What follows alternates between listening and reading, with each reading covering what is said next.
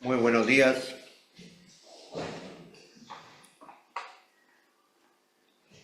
Sabéis que cuando anuncio, adelanto ahí un poco lo que o está en mi mente ver,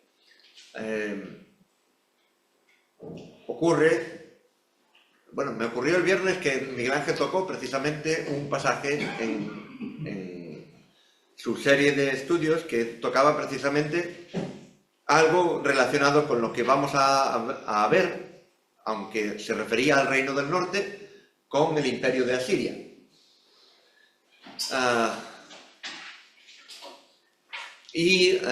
Pensé, cuando Andreu nombró Oseas, dice, ya se me va a adelantar también a lo que esto, pero ha ido enlazado porque precisamente el pasaje que leyó de Jeremías habla precisamente de la advertencia que hizo no solamente Jeremías, sino muchos otros profetas, antes de que sucediera todo eso, continuamente, repetidamente al pueblo de Israel.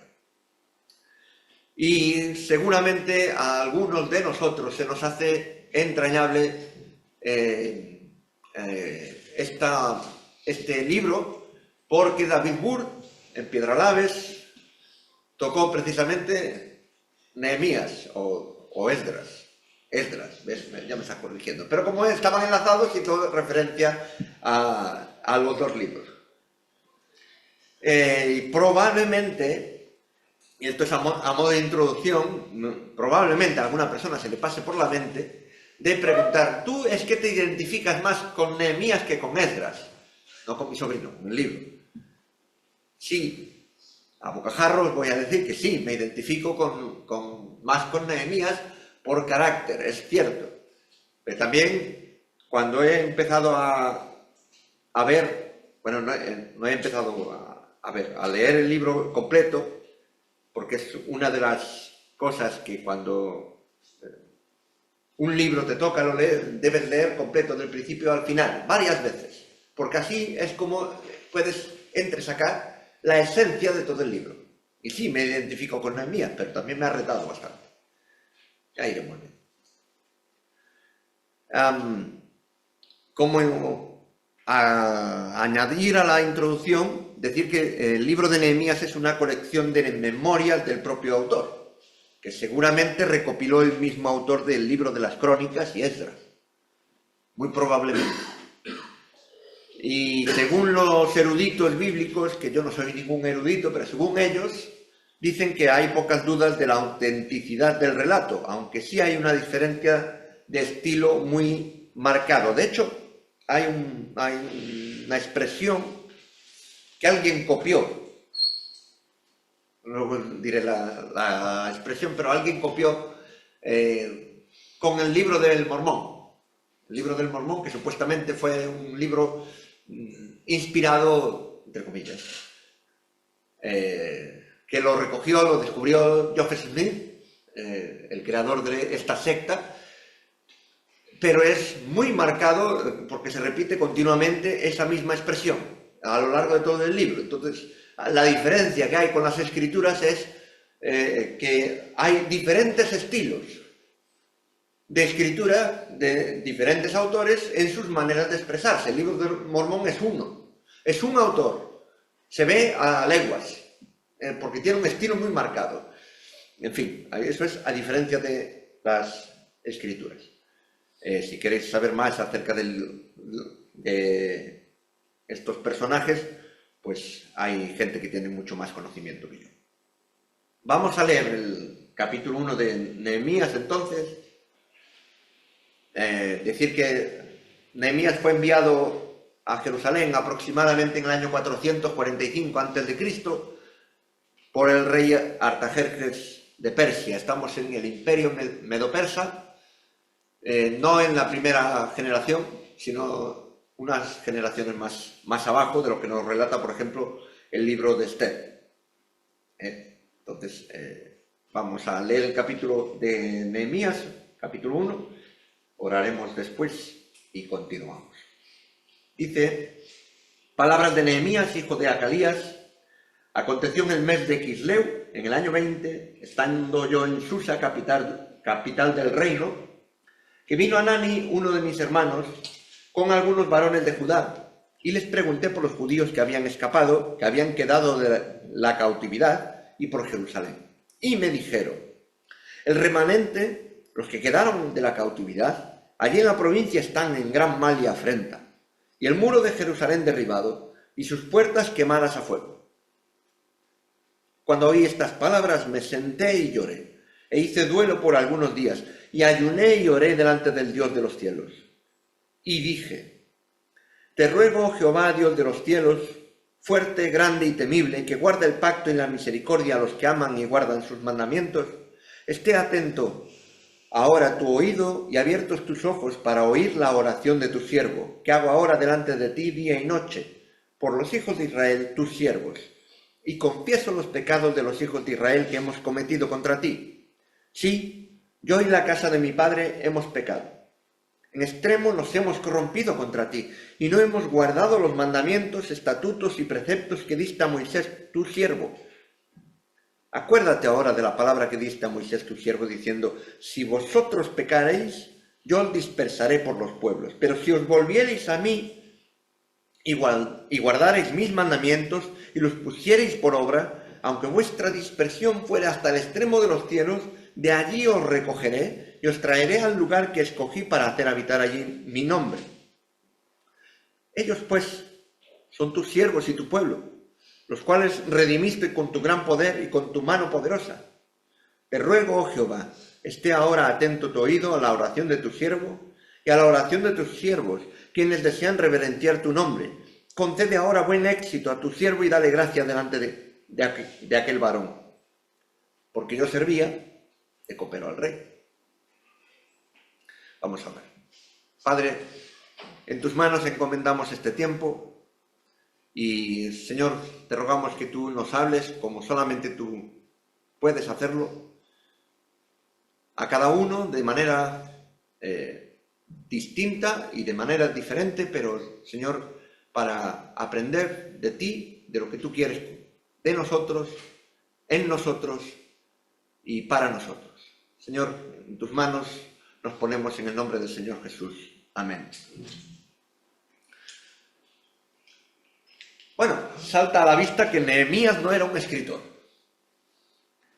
Era un hombre de acción, porque no hay ningún tipo de introducción. Palabras de Nehemías, hijo de Acalías. ¡Pum! Ya está. Eso se ve, se nota en el comienzo y también a lo largo de todo el libro. O sea, Nehemías era un hombre que era claro, que era directo y al punto de lo que quiere contar. No se anda con matices, no se anda con rodeos, explica pum pum y ya está. Lo veremos a lo largo del libro. No sabemos mucho más de Nehemías, salvo de quién era hijo.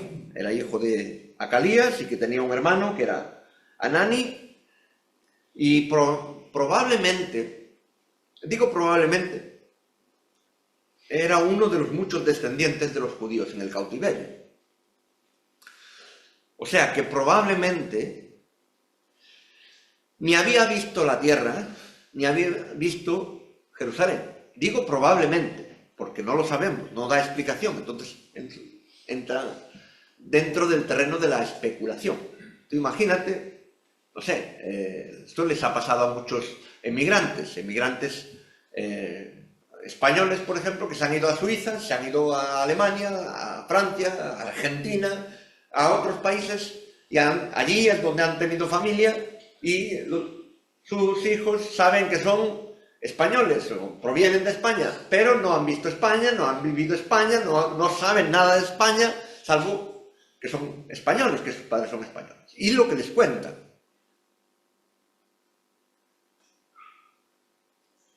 De esta manera se encontraba probablemente Nehemías. Él había oído probablemente de sus padres, de hecho se nota. Tenía su mente puesta en Jerusalén y podemos afirmar, sin equivocarnos mucho, que sus padres tuvieron mucho que ver con eso. Porque sus padres seguro que le habían contado, le habían explicado de dónde venían, qué hacían allí, probablemente lo que ellos habían experimentado, los horrores de lo que fue la batalla y el ser deportados, que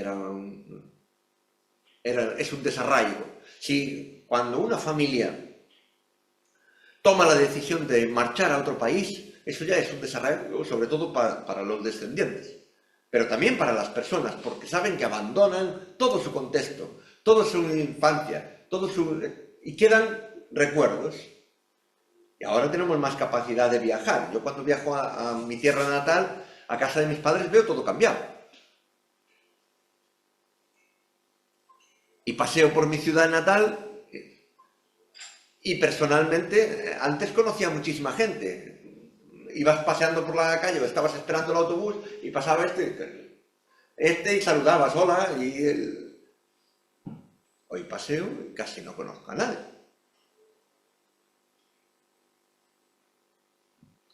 Supongo que pase en las ciudades pequeñas, porque Barcelona es otro mundo.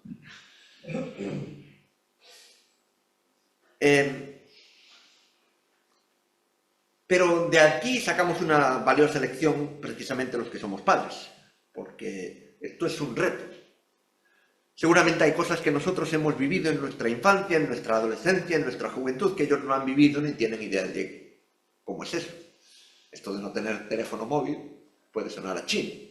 Hoy en día, esto de no tener internet puede sonar a chino. Esto de vivir en el campo, a lo mejor, por ejemplo, con mis hijos tenemos una diferencia. Sé lo que es plantar, personalmente, sé lo que es plantar, sé lo que es criar animales, desde pequeños, cuando nacen, hasta luego que te los comen, si bueno, bien ricos que están. Sé lo que es tener un animal de compañía que parece que tienes una conexión con él.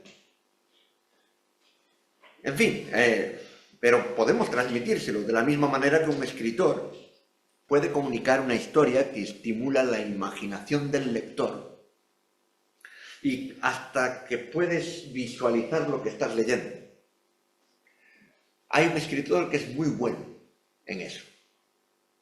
C.S. Lewis, con las Crónicas de Narnia. Tú lees C.S. Lewis y parece que te puedes imaginar, porque es un escritor muy bueno, aunque no tiene pasajes de humor. Es un escritor serio, pero sin embargo, en la descripción que hace de sus relatos, en cómo, por ejemplo, Lucy y su hermana Susan se cabalgan encima de Aslan, el león, te hace una descripción de cómo tú podrías experimentar. Imagínate que estás encima de un caballo y le quitas el sonido de los cascos, etcétera, etcétera, etcétera. En vez de unas crines, tienes unas melenas rubias enormes. Ahí lo hace muy bien. Bueno, nosotros podemos y debemos ser capaces de transmitir esto en parte a nuestros hijos. Y esto tiene otra aplicación, que es la de escuchar. No oír, sino escuchar con atención, a pesar de que suene un poco desfasado, chicos.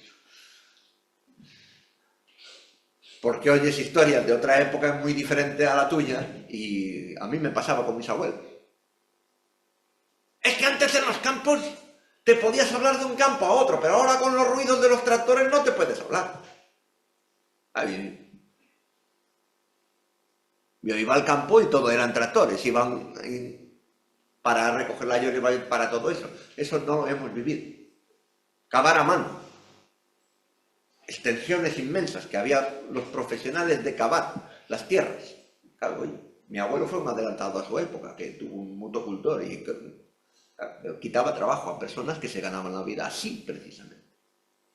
En fin, vamos al texto. Nehemías recibe una mala noticia y creo que nos viene muy bien al contexto que estamos viviendo en nuestro país y en otros países se podría aplicar también, pero hemos oído noticias que a nosotros nos han hecho mucha pupa. A Nehemías le pasó algo así, una noticia que le hace llorar, le hace buscar un sitio para sentarse porque no podía ni aguantarse de pie del dolor que le entró al recibir la noticia. ¿No os ha pasado esto nunca?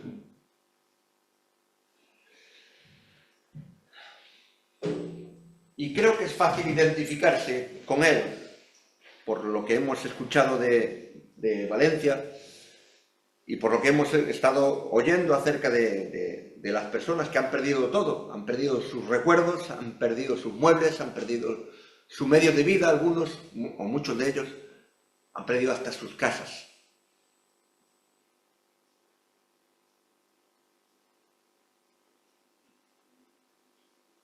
Y es posible identificarnos también con Nehemías por hacer duelo por días a causa de una noticia que se recibe, que nos causa mucho dolor. Nehemías fue esto, una consecuencia que eso. Entonces, el hacer duelo, cuando fallece un familiar, el hacer duelo cuando recibes una noticia como esta, que a Nehemías lo dejó consternado, y era una persona fuerte de carácter. Y los procesos y los pasos hoy en día, con la rapidez que se transmiten las noticias, no nos conceden esos tiempos, esos pasos de llevar el duelo.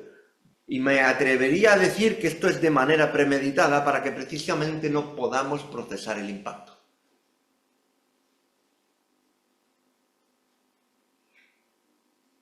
Porque todo es tan rápido, tan seguido, tan esto, que parece que no salimos de una y entramos en otra. ¿Cómo podemos procesar todo esto? Y otras veces no, simplemente ocurre. Y de eso podemos dar testimonio en este lugar, con los últimos acontecimientos que todos conocemos. La marcha de Francisco, la marcha de David, problemas de salud, en fin, toda una serie de cosas. Yo os pregunto, ¿no os ha parecido todo muy seguido?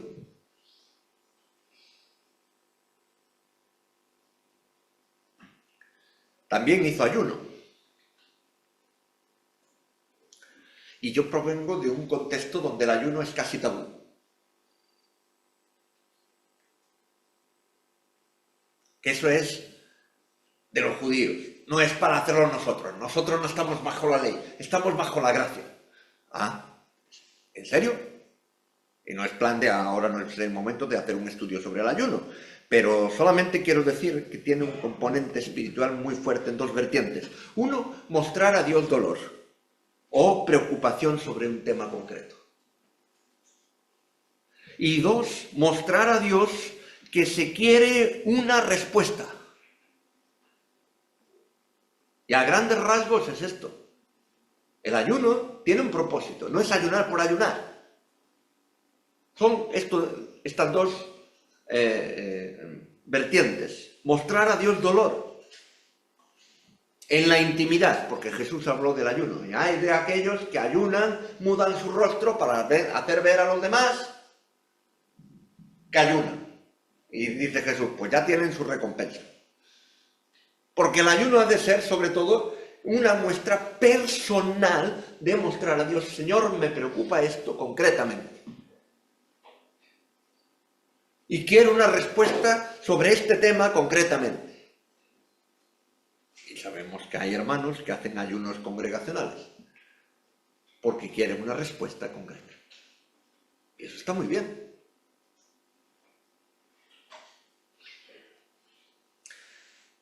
Y acto seguido, Nehemías nos narra cuál fue su oración. Y advierto, no se trata de seguir oraciones o repetirlas. Los principios que podemos observar en esta oración sí que deberíamos de considerar de incorporarlos a nuestras vidas, porque estos abordan unas cuestiones muy prácticas que nos tocan muy de cerca. Mirad, cuando empieza en el versículo 5, dice, te ruego, oh Jehová, Dios de los cielos, fuerte, grande y temible, que guarda el pacto y la misericordia a los que aman y guardan sus mandamientos. Y todos nosotros diríamos, amén. Pero me gustaría llamar la atención sobre algo que creo que pasa por alto en muchos contextos cristianos, e incluso puede que en nuestra vida personal también. Y es una de las características que sale aquí. Dios es fuerte, sí. Dios es grande, sí. Dios es temible. Y temible quiere decir digno de que se le tenga miedo.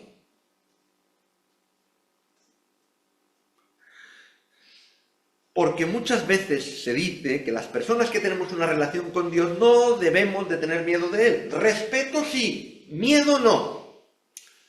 Pues hay parte de verdad en esto, pero también por hacer quizás demasiado énfasis en esto olvidamos que Dios da miedo, hermanos. Dios da miedo. Y, a ver, para que veáis que no es algo que me saco aquí de la manga, no. Vamos a leer muy rápidamente en Hebreos 12, 18 al 21. Hebreos capítulo 12, 18 al 21. Y recordemos que la epístola a los Hebreos estaba escrita a creyentes. Estaba escrita, hermanos, en la fe.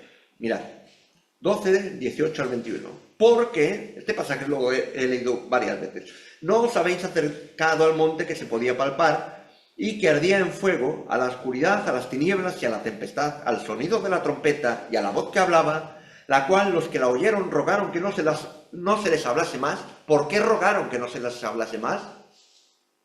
Por toda la manifestación que Dios estaba haciendo.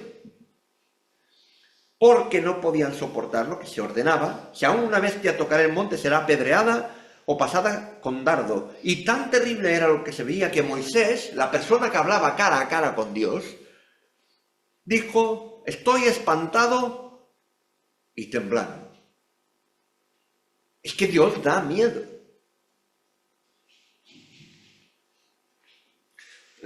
Saltamos al versículo 25.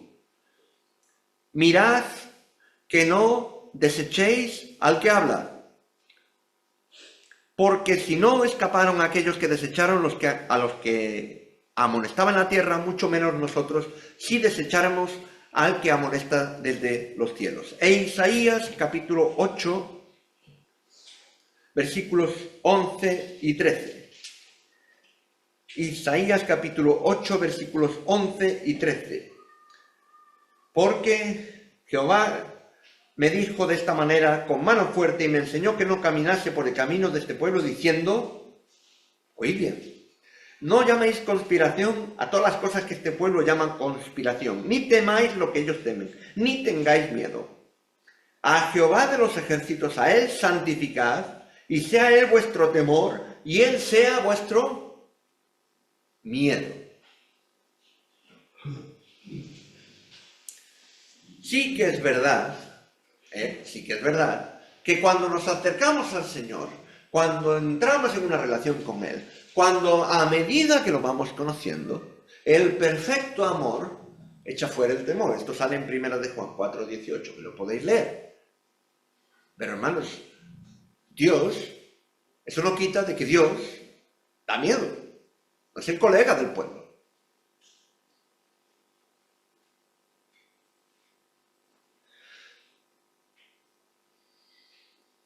Y creo que deberíamos de recordarlo en nuestras oraciones, en nuestra manera de hablar de Él y sobre todo en nuestro comportamiento. Hace ya unos cuantos años, Tozer, A.W. Tozer, que es un autor de los clásicos, llamado el profeta del siglo XX, escribió un artículo precisamente sobre esto, de que los cristianos han perdido el miedo a Dios.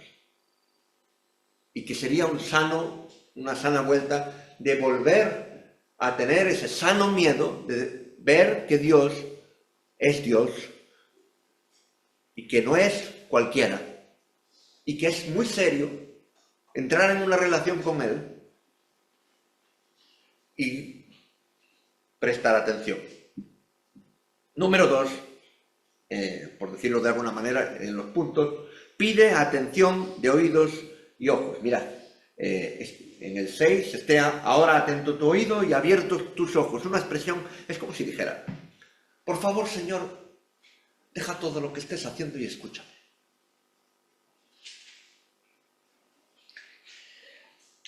Esto es algo que debemos de practicar las personas. Y estoy en ello, ¿eh? No, esto a mí me cuesta un montón. Una vez un padre estaba trabajando con su ordenador y a través de también su teléfono móvil, no soy yo, pero haciendo algún tipo de operación, cuando uno de sus hijos se le acercó, papá, quiero contarte algo. Y él, sin dejar el teléfono, sí, te escucho. El hijo empezó a contar, hizo una pausa. Sí, te escucho, volvió a decir el padre, sin dejar el teléfono. Y él siguió contando algo más y volvió a hacer una pausa, pero el hijo veía que el padre no levantaba la vista. Y exclamó, papá, escúchame con los ojos.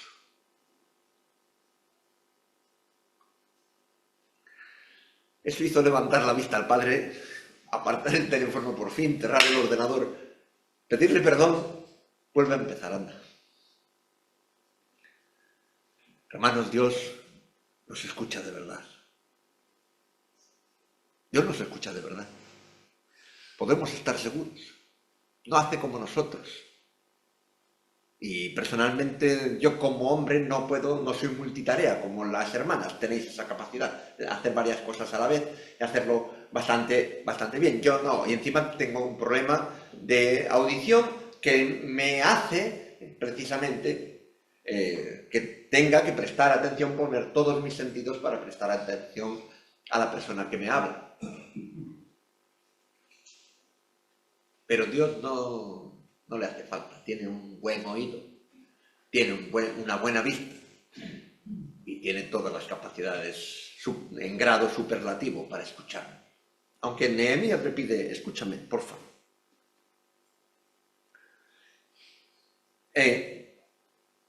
3. Confesó los pecados del pueblo de Israel, incluyéndose.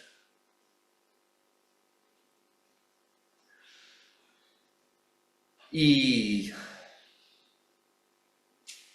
podemos tomar esto de dos maneras. Una, cuando oramos por otras personas, puede ser que oremos por otras personas porque pensemos que nosotros estamos mejor. Cuando oramos por otras iglesias, como hemos orado hace unos momentos, a lo mejor, si lo pensamos racionalmente, decimos no. Pero internamente podemos pensar que nosotros no estamos tan mal. Y esto es muy sutil. Y cada uno de nosotros tenemos que batallar en este sentido de ver. Una de las medidas más sanas en este sentido es de incluirnos.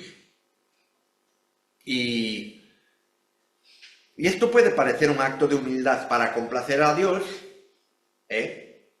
y conseguir que Dios le escuche.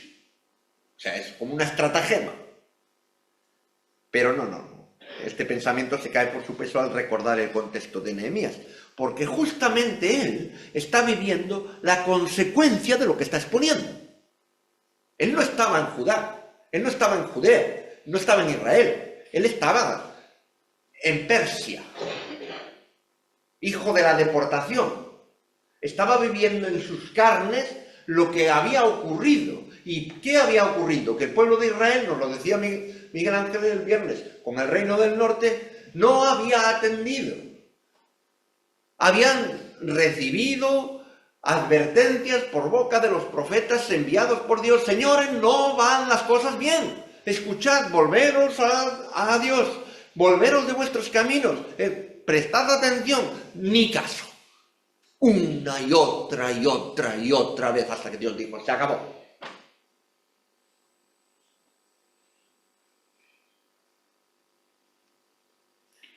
Dicho en otras palabras, Nehemías era un testimonio viviente de lo que estaba exponiendo al Señor. Es que yo puedo decir, yo estoy aquí en Persia, soy hijo de la deportación, soy hijo de aquellos, de la casa de mi padre, que ha sufrido las consecuencias. Y el sentido de estas palabras de reconocimiento del pecado es no dar la talla. Eso es lo que leemos en este sentido. Y hermanos, todos he hecho referencia a lo que ha ocurrido en Valencia y recibimos noticias que nos han tocado el corazón y el alma, pero curiosísimamente yo no escucho esta clase de oración. Escucho orar por las personas necesitadas y está bien, se trabaja por la gente y está bien, pero no nos paramos a pensar que puede que estas cosas ocurran en parte porque nosotros, y cuando digo nosotros, digo la Iglesia, no hemos dado la talla, no hemos guardado lo que Dios instruye y estamos sufriendo las consecuencias en todo lo que pasa en el mundo y en nuestro país en concreto. Y con esto no estoy señalando, por favor, no lo penséis, no estoy señalando a nadie en particular. Digo que en general los creyentes no hemos estado a la altura como estandartes vivientes de lo que Dios diseña. ¿Sabéis qué? Precisamente ese era el propósito de Dios con Israel. De ser luz en medio de unas naciones que no tenían ni idea acerca del Dios de Israel. Ese fue el propósito. Y sin embargo nos encontramos con Nehemías en esta ocasión orando y confesando que no habían cumplido ese propósito, precisamente, sino todo lo contrario. Y dejadme mostraros unos puntos en los que creo que la Iglesia en general, en España, y puede que se aplique a otra parte, no hemos dado la talla. Y digo hemos de manera consciente. No señalo a nadie, digo hemos. Un punto, la familia. El concepto de la familia ha sido cambiado y no para mejor precisamente. Desde no tratar el tema hasta a veces tratarlo pasando por el de puntillas, hasta ni siquiera poder trabajar con las personas porque nadie tiene derecho a meterse en mi vida o en la vida de mi familia. O el que señala muchas veces tiene que callar, o frases así para cortar toda labor pastoral.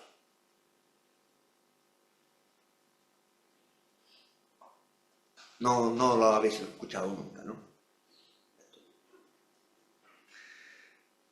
Y, hermanos, precisamente este tema no es para tratar con soberbia como si unos fuesen los maestros de la familia ideal y los demás fuesen ignorantes. Precisamente ayer, estuvimos en Ciudad Meridiana y entre todos estuvimos tratando pues un aspecto, empezamos a tratar un aspecto. Y fue buenísimo, porque entre todos, cada uno aportaba lo que tenía. Y de todos puedes aprender. Y no es solamente para decir lo que está mal, sino animar en lo que está bien y sostener en lo que se necesite, porque, hermanos, y esto es muy importante, todos necesitamos de todos, absolutamente. Los que somos padres y los que no lo somos. Los que son hijos, todos somos hijos. Los que son abuelos, todos necesitamos de todos. En este tema y en muchos otros. Pero como no lo hacemos, en general, la ideología y la forma de enfoque de este mundo no deja de trabajar. O sea, si nosotros no trabajamos en este tema, el mundo no deja de trabajar. Y se ha ido introduciendo en nuestra mentalidad. Y nos ha alejado de lo que debería de ser normal en una familia cristiana, a la vez que se ha normalizado lo que no debería de ser normal. Os digo unas cuantas frases que recientemente he escuchado. Las mujeres viven para hacer la vida imposible a los hombres. Esto lo he escuchado de un creyente.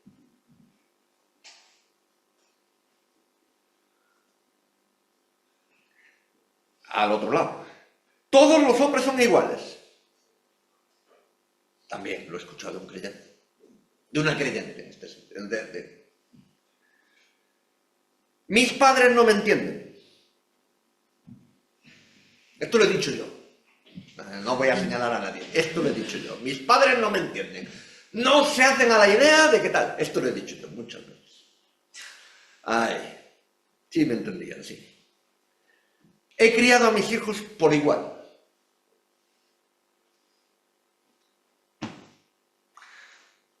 Yo no he tenido que disciplinar a mi hijo.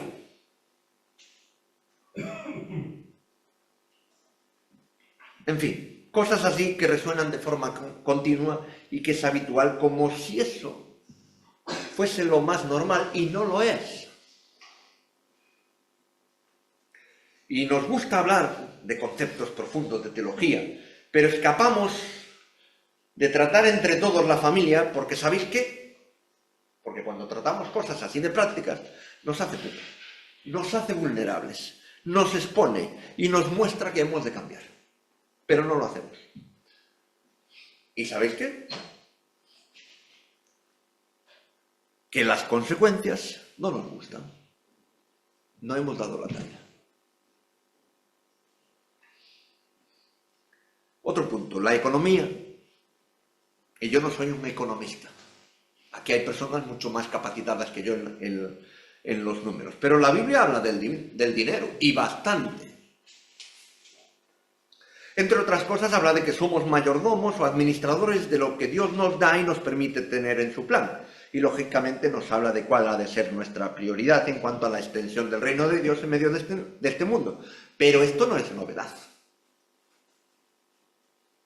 Ya lo estuvimos viendo en el tabernáculo cuando había todo ese diseño de aquella tienda para la construcción, pero no solamente era el diseño de la tienda para la construcción, había todo un sistema ¿de qué? Pues por una parte de hacer sacrificios para tener el sacrificio continuo tal como Dios lo diseñó, pero también había un sistema que tenía una implicación económica para sostenimiento de aquellos que precisamente se dedicaban a realizar los sacrificios y no tenían tierras en propiedad, que eran los levitas. Esto ya viene de lejos. Y pensamos que en el Nuevo Testamento, como no hay sacerdocio levítico, ya Dios no da instrucciones con la economía. ¿No será que no queremos escuchar para no tener que cambiar nuestro modo de vida en este ámbito y nuestras prioridades? Pregunto.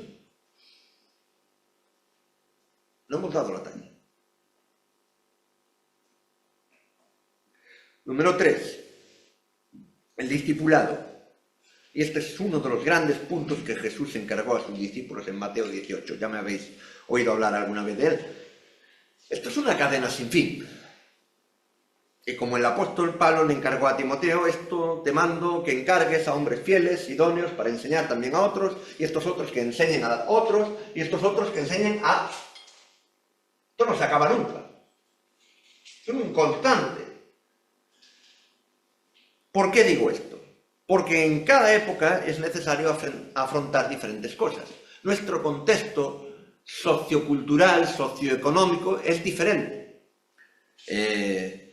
Un ejemplo que se me ocurre ahora, ante una necesidad que había en Inglaterra a finales del siglo XIX, eran los niños huérfanos.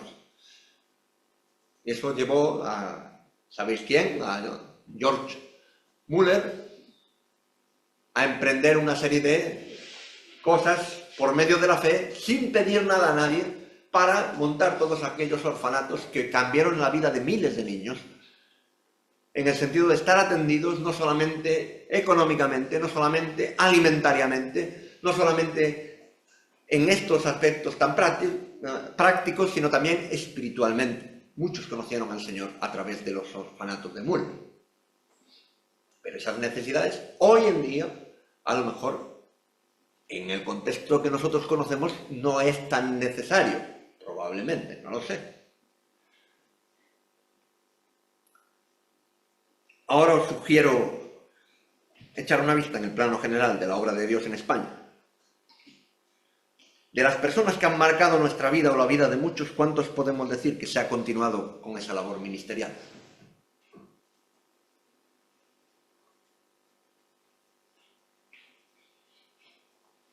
Y, hermanos, yo vengo de un contexto en Galicia que ha habido personas de muchísima talla espiritual. La iglesia de donde provengo ha tenido personas de mucha talla espiritual. Han pasado predicadores que, vamos, que era un deleite escucharlos. Han tenido personas que han trabajado con las personas. ¿Dónde están?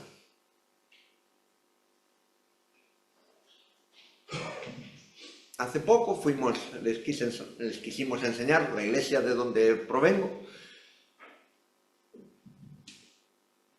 A mí se me caía el alma a los pies. Un local precioso. No por el local es un instrumento nada más, donde las personas, lo que es la iglesia, son las personas que se reúnen. Eso lo hemos de tener claro. Pero es un local con unas posibilidades. Un local que yo, personalmente, yo he visto lleno hasta los topes. En reuniones anuales especiales, que se llamaban los cultos especiales. Lleno hasta los topes en la sala, que es enorme, que es muy alto. Cantando, que eso te ponía la piel de gallina. El anexo, que era como una parte con puertas correderas, lleno hasta los topes. Y la parte de arriba, donde hacíamos la escuela dominical, lleno hasta los topes.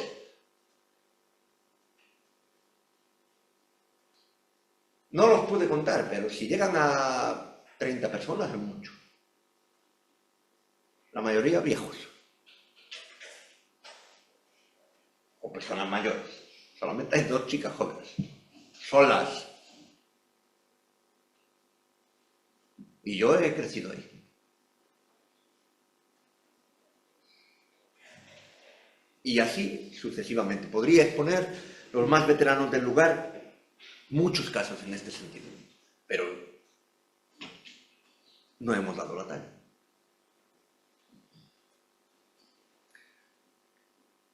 Último punto, no es esto, que no voy a decir mucho más, pero el último punto es el conocimiento del diseño del mundo en el que vivimos, y puede que os sorprenda este punto, pero creo que es algo vital, y eso engloba la agricultura, eso engloba la ganadería, eso engloba la ecología, la de verdad, no la de teclado, no la que nos venden, la ecología de verdad, el cuidado y sanidad y mantenimiento de nuestro cuerpo, de nuestra salud a todos los niveles, espiritual, mental y corporal.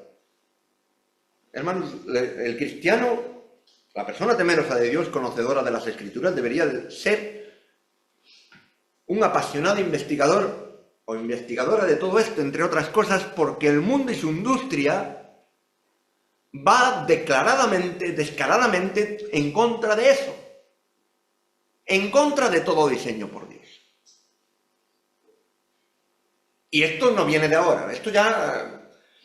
Porque el ser humano quiere controlar absolutamente todo. Desde el clima, esto ya lo querían hacer los nazis. Y el comunismo después. En la Alemania oriental había un letrero que se encontró, lo podéis leer, que esto está puesto por escrito por el hermano Andrés. Que había un letrero muy grande: la cosecha va a ser porque no va a llover, porque nosotros trabajamos para eso. Bueno, pues ese año llovió que no hubo cosecha. Se quisieron reír de Dios, pues Dios les dio.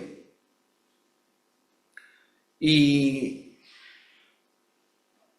esto abarca muchos temas, pero últimamente se sabe más de mundos digitales que del mundo donde estamos físicamente.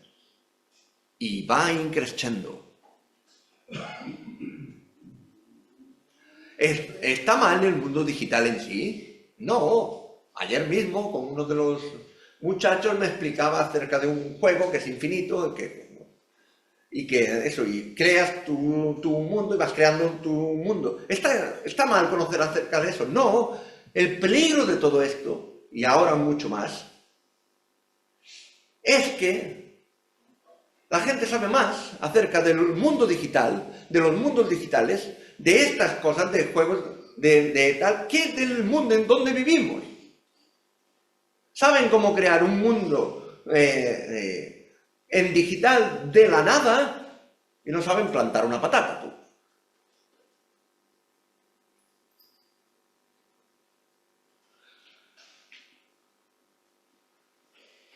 Y me causa estupor ver que hay creyentes que no conciben otro estilo de vida que el que nos han impuesto, porque nos lo han impuesto deliberadamente. Además, deliberadamente. Y todo lo que rompa ese esquema es de conspiranoicos, o es que eres medio amish, o que eres gente bohemia, o que no regula bien, o se aduce que no es posible, porque no puedes vivir. No puedes vivir según qué.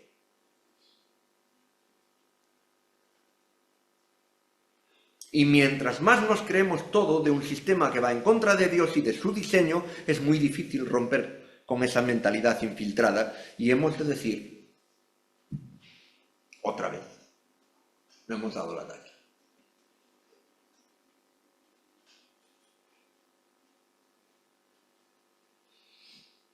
Y esto, insisto, no estoy señalando a nadie, no, digo que es en plano general, podemos decirlo, porque el mal está imperando a sus anchas.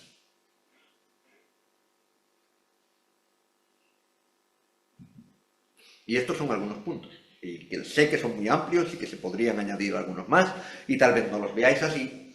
Eso lo dejo a vuestro criterio y consideración, y después me tiráis tomate si queréis.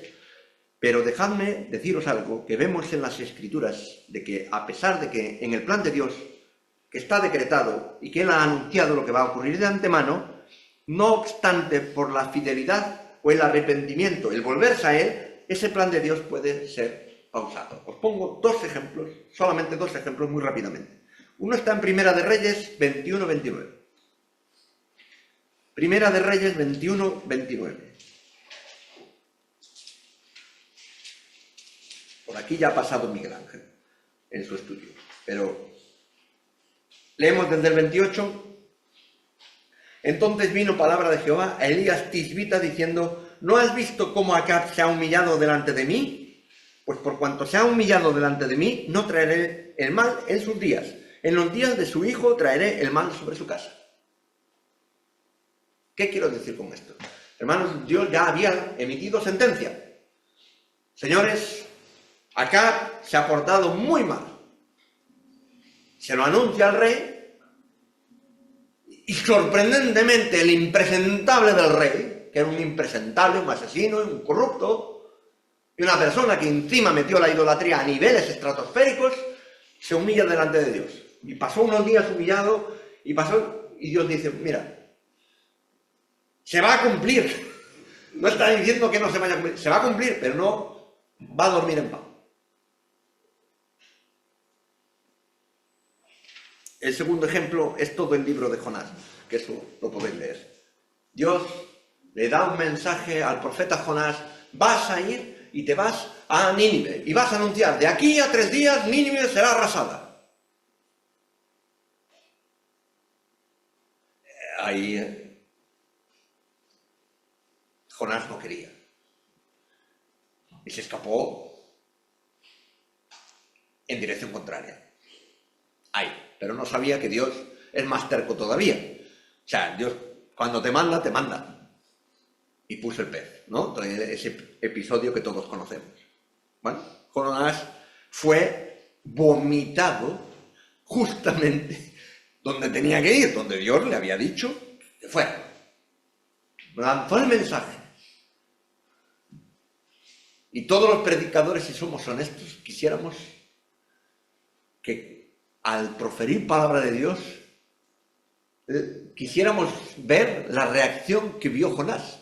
Todo el pueblo, desde el más pequeño hasta el más grande, incluido el rey de la ciudad, todo el pueblo en arrepentimiento de volverse a Dios, de clamar pidiendo misericordia, de no querer, de postrarse, de ponerse de luto, de todo esto, toda la ciudad. Y Dios dice, pues, no lo voy a traer. Pero años más tarde, porque ya había Dios declarado esto, Nínive fue destruido, pero no en aquella generación.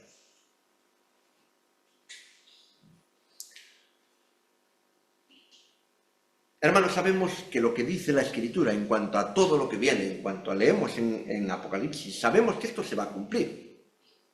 Sí o sí. Sí o sí. No deberíamos de pensar cuál es nuestro papel en un mundo que está condenado. Yo esto lanzo la pregunta para que lo contestéis vosotros. Si como individuos, como familias, como iglesia, tanto local como universal, esto es para pensar. O sea, el mundo, Dios ya ha dictado sentencia ya. Lo podemos ver. Dios ha dictado sentencia. El mundo está condenado. El mundo va a ir de mal en peor. El mundo va a ir engañando y siendo engañado. Esto parece... Se escribió hace mucho tiempo, pero es que es la descripción vívida de lo que está ocurriendo ahora. Unos dicen una cosa, otros dicen lo otro, y llega un momento en que no sabes qué es verdad y qué no. ¿Cuál es nuestro papel?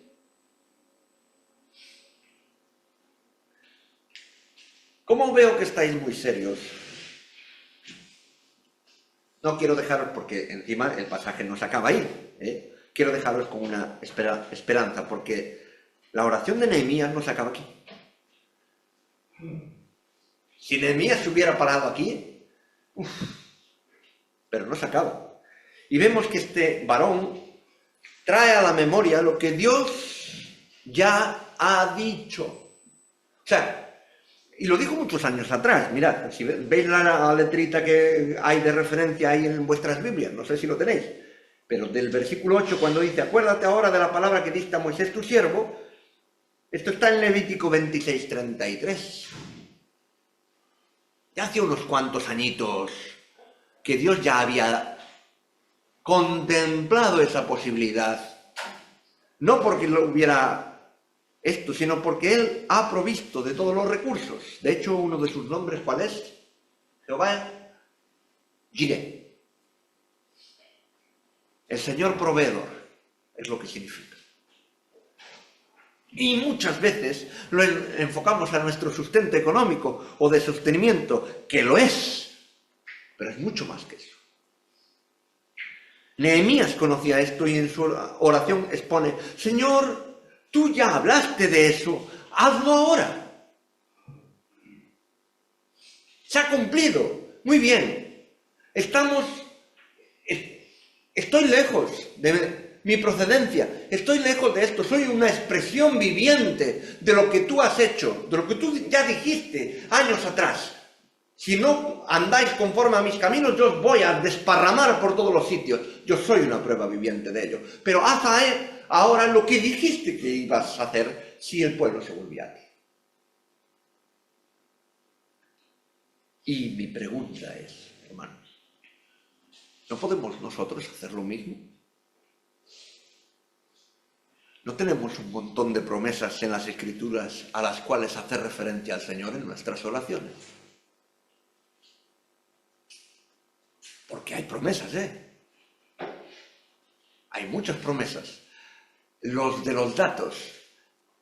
La próxima vez, a ver si me decís cuántas promesas podemos encontrar en las Escrituras. Creemos en el poder de Dios que supera nuestros razonamientos humanos e incluso puede cambiar la realidad que nos rodea. ¿O pensamos que Dios ya no trabaja de esta forma? Esto fue escrito por Nehemías hace unos 400 años antes de la venida de Cristo, pero Dios ya... ¿Seguro?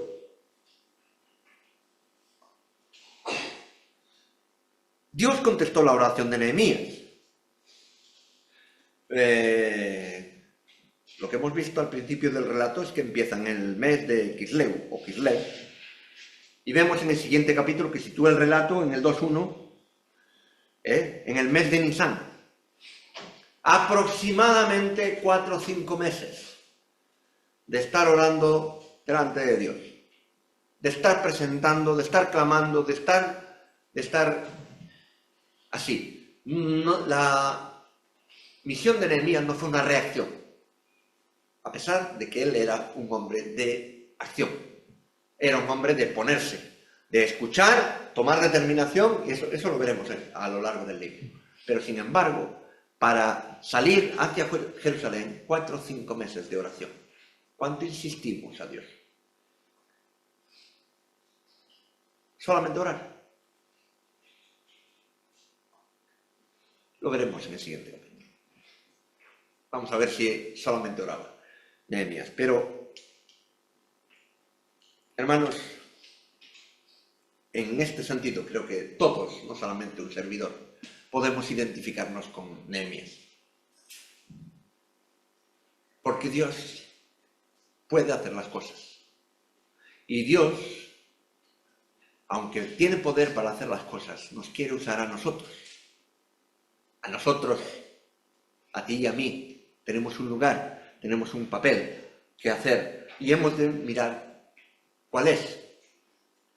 Dios trabaja con las personas a través de personas.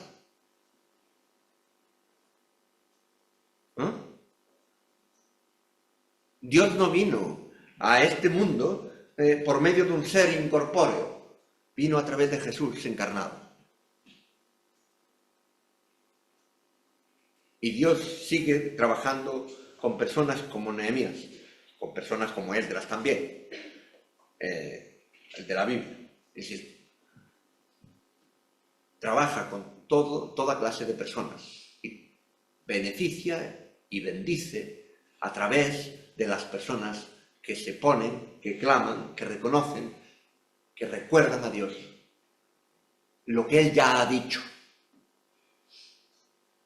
Y creo que a tenor de lo que nos está tocando vivir, podemos interceder delante del Señor de la misma manera intrépida, decidida y con propósito que hizo Nehemías.